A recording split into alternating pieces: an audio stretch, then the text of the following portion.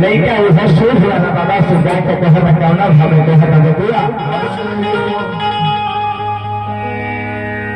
बहुत बढ़िया तहर का धूल मचौला वाला बबुआ कैसे अरे करना बेला के रितेश पांडे जी के ओहो भरी हमार बाबूजी हॉगिस में नत रहले सुशील बबुआ तहर बाबूजी हॉगिस में धत रहले तो तहर दादा का पैसा मिल जाए मोटा पड़ले क्या बबुआ चलिए विशेष बात पर ध्यान नहीं छे देवे के हमने के अभी सीखा तनी सब कहे के बाबा बुआ कैसे कैसे रितेश पांडे जी के बहुत बढ़िया धूल चमकता रहा कैसे बबुआ कहे के बा कैसे कि जहिया से चल गलो अरे छोड़े के बाके जिंदगी भोलना सोलसाना हो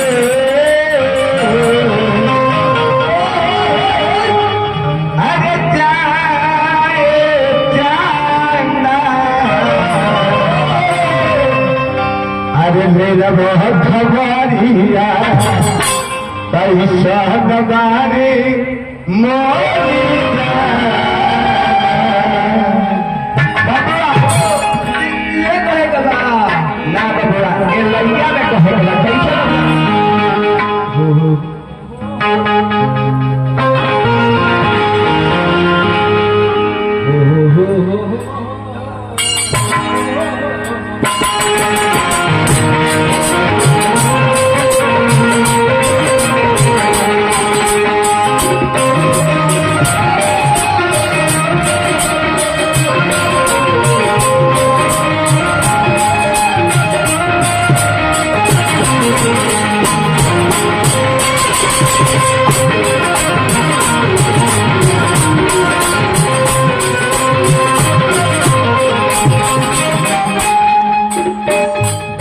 यह लेके जाके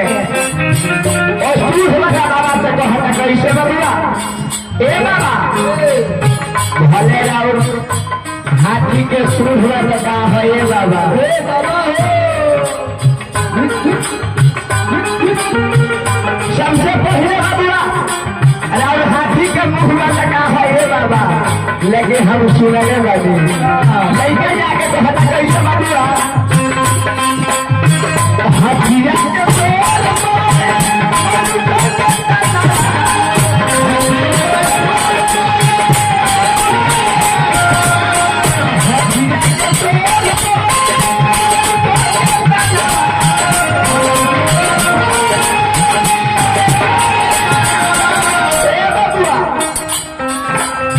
जब हटे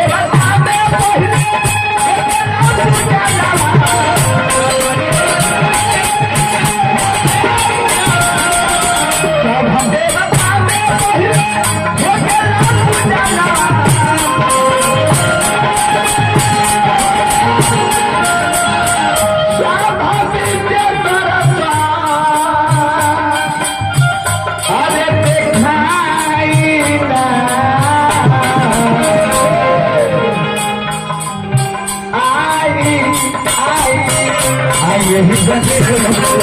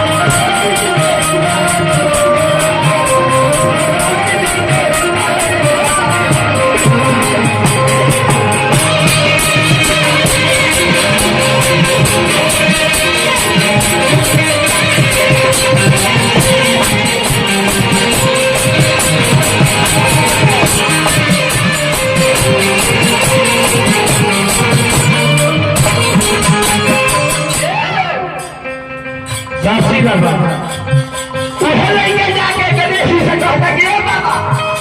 हो हम सुनने वाले चलो बानी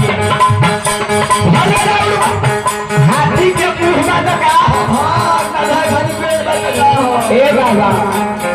और भले नाद खाने पेट में लगा हो ए बाबा लेकिन हम सुनने वाले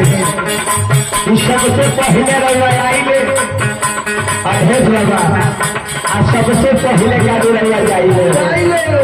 लेके तो हटा कैसे सबसे बाबा हथिया के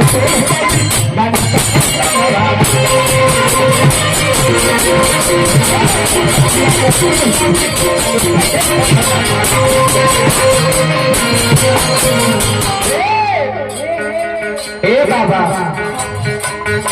सब देव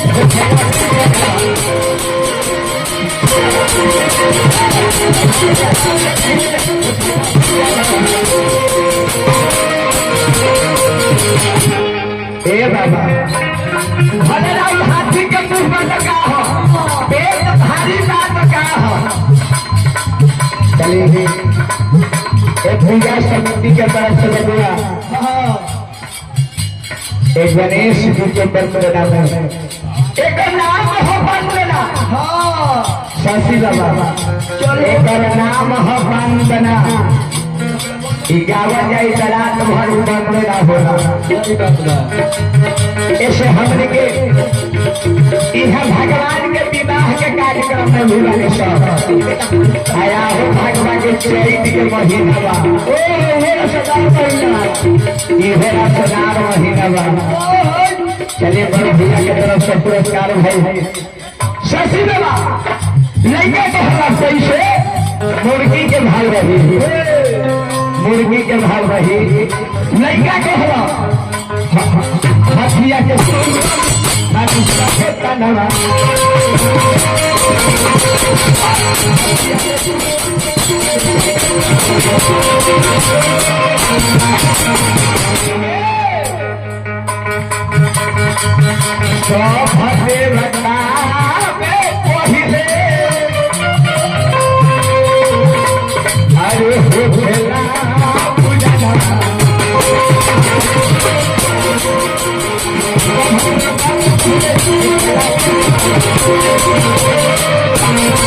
अरे शशि बाबा अरे हमारे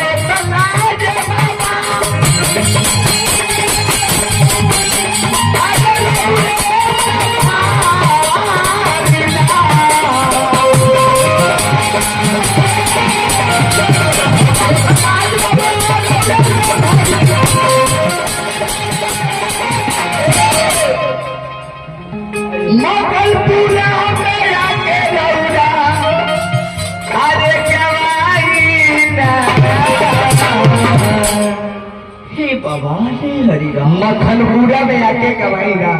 हे प्रेम बनाओ अरे अरे गणेश जी शशि बाबा सुमिरन में